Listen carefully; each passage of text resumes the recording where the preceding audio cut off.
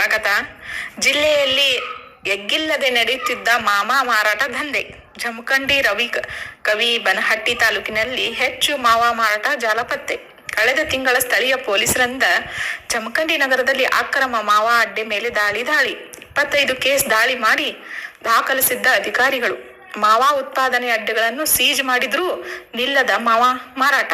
ನೆರೆಯ ಜಿಲ್ಲೆ ತಾಲೂಕಿನಿಂದ ಜಮಖಂಡಿ ರಬಕವಿ ಬನಹಟ್ಟಿ ನಗರಗಳಿಗೆ ಸಪ್ಲೈ ಆಗ್ತಿದೆ ಮಾವಾ.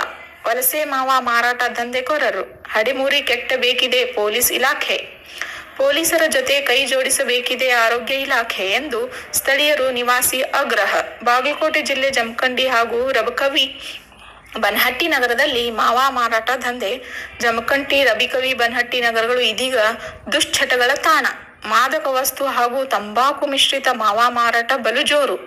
ನೆರೆ ನಗರದಿಂದ ಅಕ್ರಮ ಮಾವಾ ತಂದು ಜಮಖಂಡಿ ನಗರದ ಕೆಲವೊಂದು ಪ್ರದೇಶಗಳಲ್ಲಿ ಕದ್ದು ಮುಚ್ಚಿ ಮಾರಾಟ. ಜಮಖಂಡಿ ರಬಕವಿ ಬನಹಟ್ಟಿ ಪೊಲೀಸ್ ಅಧಿಕಾರಿಗಳು ಮಾವಾ ಮಾರಾಟಗಾರರಿಗೆ ಹಾಕಬೇಕಿದ್ದ ಕೇಸ್.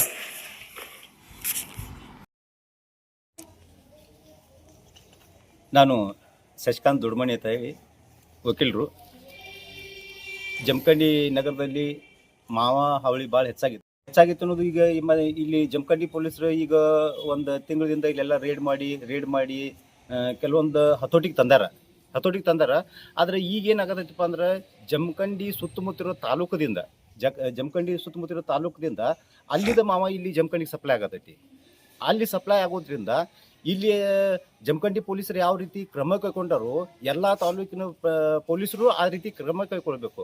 ಎಲ್ಲಿ ಎಲ್ಲ ಕಡೆ ಎಟ್ ಅ ಟೈಮ್ದಾಗ ಎಲ್ಲ ಕಡೆ ಒಂದೇ ಟೈಮ್ದಾಗ ಬಂದಾತಂದ್ರೆ ನಾವು ರಾಜ್ಯದಾಗಲಿ ಅಥವಾ ಜಿಲ್ಲೆದಾಗಲಿ ಬಂದ್ ಮಾಡ್ಬೋದು. ಒಂದು ಕಡೆ ಸ್ಟಿಕ್ಟ್ ಹಿಡೋದು ಇನ್ನೊಂದು ಕಡೆ ಮಾಡೋದ್ರಿಂದ ಅಲ್ಲಿ ಮಾವ ಮತ್ತೆ ಇಲ್ಲಿ ಬಂದು ಸಪ್ಲೈ ಆತಂದ್ರೆ ಇದು ಮಾಡಿದ್ದು ಯಾವುದೂ ಉಪಯೋಗ ಇಲ್ಲ.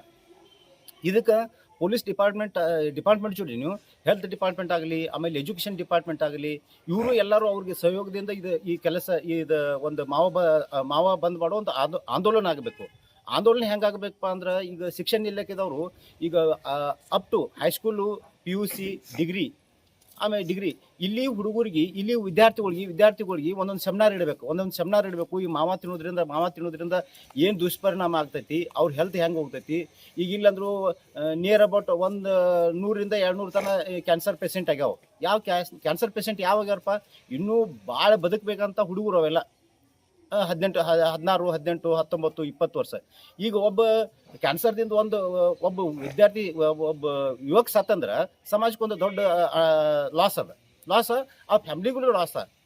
ಅದಕ್ಕೆ ನಾವು ಪ್ರಜ್ಞಾವಂತ ನಾಗರಿಕರಾಗಿ, ಜವಾಬ್ದಾರಿತ ನಾಗರಿಕರಾಗಿ ನಾವು ಅದನ್ನು ಹೆಂಗೆ ಪ್ರತಿಬಂಧ ಮಾಡಬೇಕು, ಅದನ್ನು ಯಾವ ರೀತಿ ನಿರ್ಮೂಲನೆ ಮಾಡಬೇಕು ಅನ್ನೋದು ಒಬ್ಬರ ಮಾಡುವಂಥ ಕೆಲಸ ಅಲ್ಲ. ಎಲ್ಲ ಇದಕ್ಕೆ ಸಮಾಜನ ಇದಕ್ಕೆಲ್ಲ ಬೆನ್ನತ್ತಿ ಇದು ಅನಿಷ್ಟ ಪದ್ಧತಿನ ಜಲ್ದಿ ನಿರ್ಮೂಲನೆ ಮಾಡಿದ್ರೆ ಒಂದು ಸ್ವಾಸ್ಥ್ಯ ಸಮಾಜವನ್ನು, ಸ್ವಾಸ್ಥ್ಯ ದೇಶವನ್ನು ಕಟ್ಟಕ್ಕೆ ಸಾಧ್ಯತೆ ಅಂತ ನನ್ನ ಅಭಿಪ್ರಾಯ.